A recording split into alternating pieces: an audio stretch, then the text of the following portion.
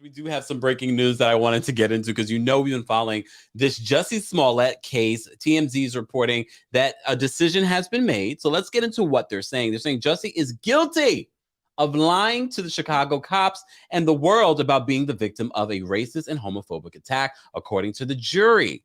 Or said more simply, it was all a hoax. This is what TMZ is reporting. As you know, we've been following this Jussie Smollett case for the last couple of weeks. A lot of different things came out, but we thought because the prosecutors kind of fumbled on the last couple of days, especially when referring to what Jussie was doing with the noose around his neck, the prosecutor Dan Webb had said he had monkeyed around, and everyone in the courtroom was like, all right. So they've reached a verdict about this case. So if you're unfamiliar with what this case is about, first of all, they're accusing Jussie Smollett of creating this whole bias attack, falsely reporting this attack to the police. And this really could have probably been moved on back in 2019. However, Jussie insisted that this was an attack, that a homophobic and racist attack. This led for the Chicago Police Department and prosecution to seek to charge him. They did end up charging, I believe it was like five counts. But let's get into what they're saying. So they're saying the verdict finally puts the criminal side of the saga to bed. Jussie had maintained his innocence for years, insisting he did not hire the brothers, Abel and Bola Asandaro, to stage the racist and homophobic attack in the middle of a bitterly frigid Chicago night. During this case, we found out a few different things about Jussie Smollett: a drug addiction problem, his relationship with one of the brothers of the Asandaro brothers. We found out that they did drugs together, that they actually hooked up at one point, but they also accused the brothers of being homophobic. Okay.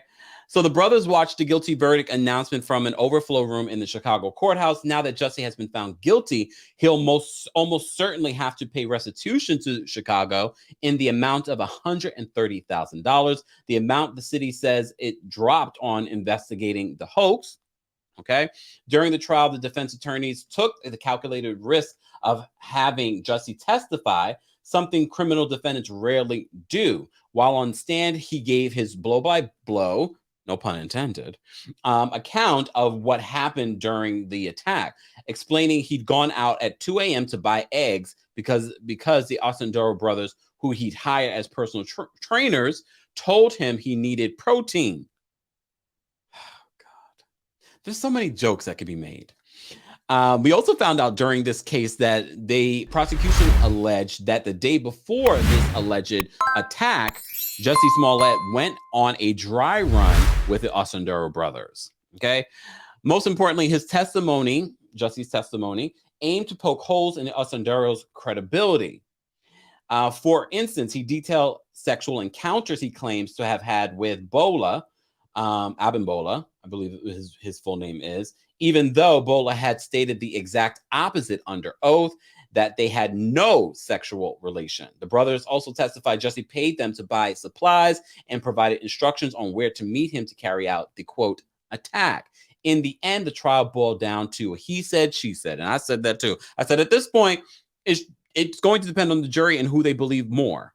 Okay, remember there was footage of the brothers picking up these items, a noose, all these different materials.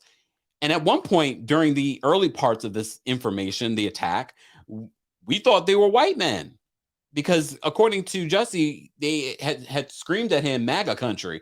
And we were, anyways. Oh, goodness. Let me see what you guys are saying in the chat. Hold on. Thank you so much. We got a couple of super chats that I have to read, and we will get to them in a second, guys. We're talking about the verdict in regards to the Jussie Smollett case. Despite Jussie testifying there was no hoax, the jury wasn't buying it. He faces 3-year prison sentence, but it remains to be seen if he'll actually do any time behind bars. Jussie still has a civil lawsuit on his plate over this, with the city of Chicago suing him over lost resources in investigating his claims. And with this, the trial wrapped, you got to think that won't go go great for him either. So this is not over for Jussie Smollett. Okay, this is not over for him. Hold on, let me see. Now, Jussie denied that, but was ultimately charged in connection to the alleged lie. But suddenly, those whopping 16 charges were dismissed, with Jussie only having to forfeit his $10K as punishment. This was before this most recent case. After much uproar, a special prosecutor was appointed, and he charged Jussie this time around, what he faced with this particular court case, with 6 counts.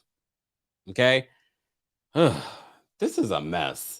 This could have all went away, but Jussie was being Jussie. All right.